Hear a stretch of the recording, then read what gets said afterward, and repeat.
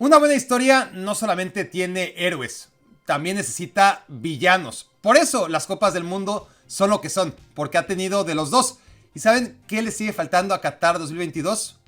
Uno de estos personajes que generen enojo, más allá de los árbitros, porque eso está en otra pieza, los grandes errores arbitrales. Hoy vamos a hablar de los grandes villanos en la historia de las Copas del Mundo, sin contar árbitros.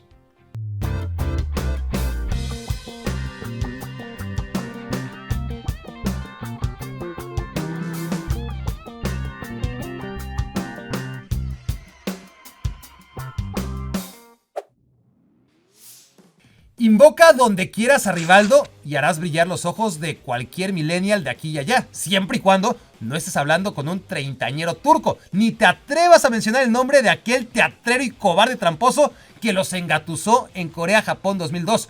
Los hechos acontecieron en el banderín de córner a 5 minutos del final. El jugador turco Alpayo Salán consideró injusto un tiro de esquina y le lanzó el balón a Rivaldo con cierta frustración. La pelota se estrelló en la rodilla del crack brasileño, que por supuesto se llevó las manos a la cara y se revolcó en el césped como si le hubieran rociado de gas pimienta. El árbitro coreano expulsó al jugador turco.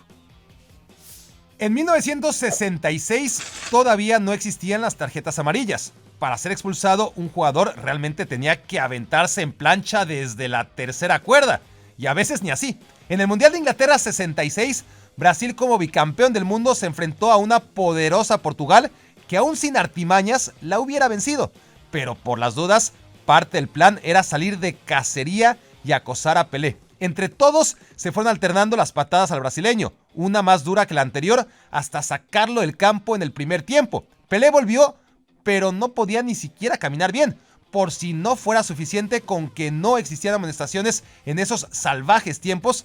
Tampoco había cambios. Salir lesionado era dejar a tu equipo con 10. Como medida para combatir el cinismo de defensas como la portuguesa, ese fue el último mundial sin cambios ni tarjetas. Denle las gracias también a Antonio Ratín, capitán de Argentina, que montó una escenita marca Acme en aquel mundial. Argentina jugaba cuartos de final contra la anfitriona y al capitán lo echaron por insultar a quién sabe quién, aun cuando el árbitro alemán no entendía español. Ratín se negó a abandonar el campo tras ser expulsado. Luego de 10 minutos de discusión y escoltado por 2 policías, se marchó, no sin antes agarrar el banderín de córner en señal de protesta. Finalmente, no encontró mejor lugar para sentarse a ver el partido que la alfombra roja de la reina Isabel. Hay de crímenes a crímenes, y sacar el acordeón en un examen equivale al asesinato de un mosquito. En realidad, lo que hizo el portero alemán Jens Lehmann en Alemania 2006 contra Argentina no tuvo nada de ilegal, pero sí de cínico. ¿Para qué memorizar toda la información sobre los delanteros argentinos si el reglamento en ninguna parte sanciona sacar el acordeón? En una rústica hojita del hotel, Lehmann apuntó lo que necesitaba saber, guardó el papelito debajo de la calceta y con esa información atajó 2 de los 4 penales argentinos. Alemania a semifinales y el histórico acordeón al museo. Argentina e Italia jugaron semifinales de Italia 90 en Nápoles. Los días previos, Diego Armando Maradona hizo un llamado a la afición napolitana para que apoyara a la selección argentina en lugar de a Italia. Diego apelaba al desprecio del norte del país al que han sido sometidos históricamente los napolitanos. El chantaje no funcionó y los locales optaron por apoyar a Italia en esa semifinal contra la selección de su ídolo. De todos modos, Argentina ganó en penales y 5 días después se presentó en el Estadio Olímpico de Roma para jugar la final contra Alemania. Maradona se había convertido ya en el enemigo público número 1 de Italia y en la ceremonia previa el himno argentino no fue respetado. Maradona entonces nos regaló una más de sus postales mundialistas al gritarle a la irrespetuosa afición: ¡hijos de p***! ¡Hijos de p***! Mientras de fondo apenas podía escucharse el estribillo del himno argentino. Ni el rugby, ni el cricket, ni tomar té a mediodía. El pasatiempo inglés predilecto en verano de 1998 era odiar con toda el alma a David Beckham. Inglaterra-Argentina, siempre pasan cosas con esa combinación. Recién iniciado el segundo tiempo, Diego Pablo Simeone le propinó tremendo hachazo a Beckham. Este reaccionó con una patadita de escorpión desde el suelo y Simeone, en una interpretación que no estaría al alcance ni de Leonardo DiCaprio, sobreactuó tan convincentemente que Inglaterra se quedó con 10 durante 75 minutos hasta perder en penales. Pero ni Simeone ni el árbitro danés fueron señalados en Inglaterra, solamente David Beckham. España 82 fue el primer mundial de Diego Armando Maradona. Si una selección quería ganar la Copa del Mundo, lo primero que tenía que hacer era lo imposible: neutralizar al joven 10 argentino. Italia encontró la solución para frenarlo: marca personal y falta cada vez que se la pasaran. Literalmente, falta cada vez que la tuviera Diego. Algunas fuentes indican que el central Claudio Gentile fauleó 23 veces a Maradona en ese partido. No, probablemente solamente fueron 6. De cualquier forma, prueba superada. Italia eliminó a Argentina. Para avanzar a la final, todavía tenía que vencer a la gran favorita, el Brasil de Zico, la selección más alegre en la historia del fútbol.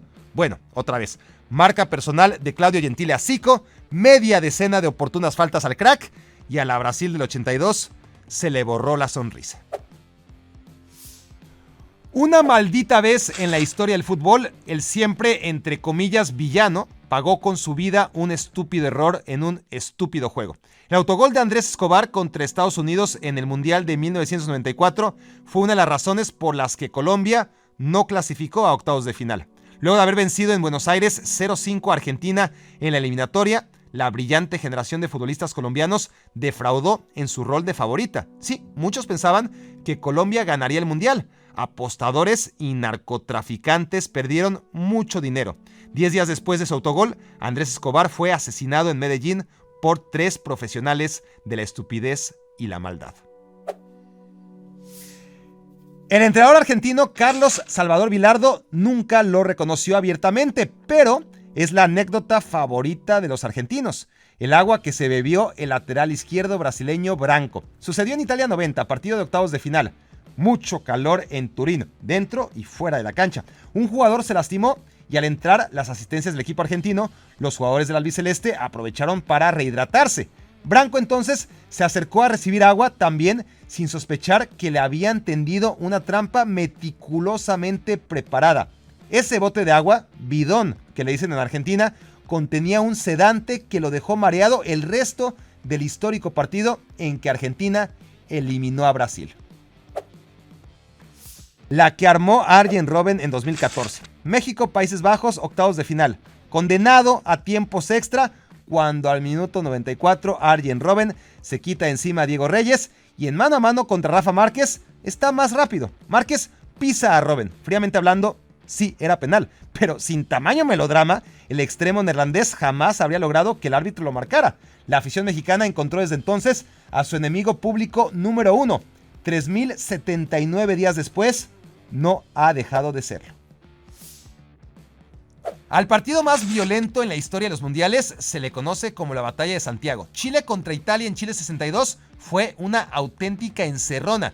Un reportaje en un periódico italiano sobre la pobreza de Chile como país desató una campaña propagandística en el organizador para que el partido contra Italia fuera una guerra. Y lo fue. Nada de tiempo de juego efectivo, solamente patadas y puñetazos. En aquella época no había transmisión en vivo, pero la advertencia del comentarista inglés que presentó el estreno del encuentro en televisión lo resume a la perfección. El juego que están por presenciar es la exhibición de fútbol más estúpida, espantosa, desagradable y vergonzosa posiblemente en la historia de este deporte, dijo. Y 60 años después, la Batalla de Santiago sigue siéndolo. En el Mundial de Argentina 78, la selección anfitriona necesitaba vencer en el último partido del grupo semifinal a Perú. Brasil había vencido a Polonia 3-1 y estaba virtualmente en la gran final, pero Argentina cómodamente programó su partido media hora después, de modo que ya sabía exactamente lo que necesitaba para ser primera de grupo: golear por 4 goles a Perú y así superar a Brasil en la diferencia de goles y avanzar a la final. Perú no se jugaba nada y por las dudas se comió no 4, sino 6 en una actuación que 44 años después no ha dejado de levantar sospechas. Que el arquero Ramón Quiroga fuera un argentino naturalizado peruano no ayudó mucho, que digamos, a disipar las inevitables suspicacias. No solamente por la impureza de sus actos, sino por el agravante de haber reincidido. Luis Suárez será de todas un referente en el estudio de las Copas del Mundo por los siglos de los siglos. Y no por sus muchos goles, precisamente. La primera fechoría que protagonizó el delantero uruguayo sigue dividiendo opiniones 12 años después de aquel partido contra Ghana en Sudáfrica 2010. Tiempo extra, minuto 120, última jugada, gol de Asamoah Gyan, gana en semifinales. No, la mano de Luis Suárez lo impide. El resto es historia. 4 años después, Uruguay-Italia, minuto 78, centro al área. Giorgio Chiellini se revuelca dentro de ella y Luis Suárez también en el piso se agarra los dientes de puro dolor. En el último mundial sin VAR, Suárez salvó la expulsión tras haber mordido el hombro del futbolista italiano. Era la tercera ocasión en su carrera en que mordía a un rival a plena luz del día. Tras el partido, las sanciones y la condena universal no se hicieron esperar. Aún la baja definición de las cámaras de foto y video de la época fueron capaces de capturar nítido el grotesco gargajo que Frank Rijkaard lanzó en la nuca a Rudi Völler en Estados Unidos 94. En realidad le escupió 2 veces, una después de que la amonestaran y la otra cuando ambos salieron expulsados. El delantero alemán no hizo nada más que ser víctima de Rijkaard, uno de los mejores futbolistas de la época, que lo cosió a patadas y encima le escupió repetidas veces sin provocación mediante. Afortunadamente limaron asperezas de inmediato, pero el neerlandés quedó de por vida etiquetado como un mal educado. La jugada más salvaje que ha sido filmada en la historia de los mundiales tuvo lugar en la semifinal de España 82, Francia contra Alemania. Al minuto 57, Michel Platini le puso un pase precioso a Patrick Battiston que falló solo contra el portero Toni Schumacher, pero este último no frenó, ni quiso esquivar al francés atropellándolo dentro del área sin que la pelota haya salido del terreno de juego. Battiston perdió 3 dientes en el salvaje encontronazo. El árbitro marcó saque de meta en vez de penal y Schumacher ni se inmutó cuando su víctima salió en camilla directo al hospital. Minuto 42 del Estados Unidos-Brasil en el Mundial del 94. Tab Ramos trata de hacerle túnel en la banda a Leonardo. No lo consigue, le jala la camiseta y con el balón aún en juego en el forcejeo, el lateral brasileño, hoy famoso directivo, responde a sus más salvajes instintos. Brutal codazo que saca al norteamericano del Mundial con una fractura de cráneo que lo deja varios días en el hospital y casi acaba con su carrera. España 82 fue el escenario de un capítulo deleznable en la historia de los mundiales. Lo vivimos o lo vivieron los viejillos que nos lo cuentan en el Austria-Alemania. Era el tercer partido de la fase de grupos. Argelia había dado el campanazo contra Alemania el primer día y luego perdió contra Austria en el segundo partido. En el último juego venció a Chile, iba ganando 3-0 y desafortunadamente acabó 3-2. 2 victorias no fueron suficientes para avanzar a la siguiente fase. ¿Por qué? Porque Alemania y Austria jugaban al otro día. Ambas clasificaban con el 1-0 y no hicieron absolutamente nada, por lo menos para disimular el amaño que convenía a ambas partes. A partir de entonces, desde México 86 hasta Qatar 2022, FIFA decidió que lo más sano era jugar los partidos definitivos de cada grupo a la misma hora. Durante muchos años, y aún hasta nuestros días, un gran misterio ha gobernado el reino de la curiosidad futbolera. ¿Qué diablos tuvo que decirle Marco Materazzi a Zinedine Zidane para sacarlo así de quicio en una final de Copa del Mundo? En una de las postales para la historia del fútbol, el crack francés se hizo expulsar a lo tonto con un sólido, y la verdad se ha dicho, precioso cabezazo a la caja torácica del sucio defensa italiano. La versión oficial es que Materazzi agarró a Zidane de la playera en un lance de juego. Este le dijo el típico, si quieres la playera pídemela al final, y Materazzi respondió, no, prefiero a la puta de tu hermana. Lo que siguió después sí que quedó a la vista del mundo. La Copa del Mundo de Italia 1934 tenía que ganarle a Italia sí o también. Más que un evento de fútbol internacional, el mundial fue utilizado para promover el fascismo.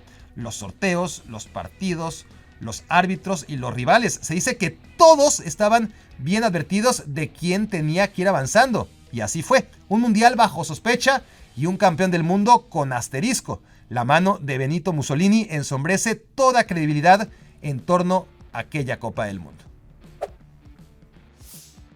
El pecador por excelencia en la historia de los mundiales se llama Diego Armando Maradona. Seguramente no hay jugada más famosa que la mano de Dios, una trampa que el astro argentino se encargó de fabricar, esconder y hasta bautizar. Maradona mostró arrepentimiento por muchas decisiones que tomó en su vida, pero aquella mano definitivamente no fue una de ellas. Por el contrario, Diego siempre presumió orgulloso el haberle robado la billetera a los ingleses. 8 años después, Maradona volvió a representar al demonio cuando jugó dopado en la Argentina contra Nigeria. Aquel doping positivo marcó su último capítulo como Diablo Mayor y a la vez santo más venerado en la historia de los héroes y antihéroes de la Copa Mundial de la FIFA.